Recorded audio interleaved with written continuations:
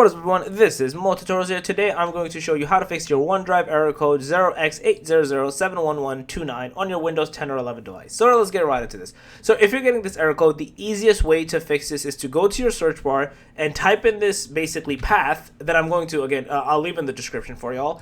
But basically type this in, and for me it says no results found because I've completely deleted OneDrive because it sucks. But if you have it and you're obviously utilizing it, because it comes with Microsoft, it is Microsoft's obviously.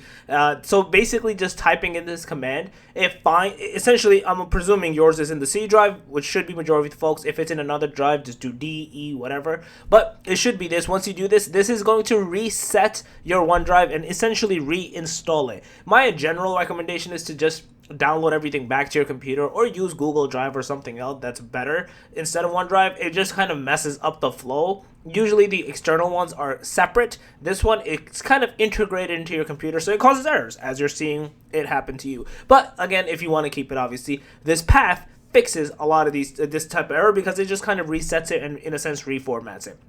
So yeah, you should be good to go once you do this, and you just basically need to press enter because it's going to pop up and it's like a command, and then you should be good to go. So yeah, that's basically it. If you guys love the video, please smash the thumbs up. If you guys are the channel, make sure to subscribe, click that notification bell, and that Mo Tutorials out. Peace.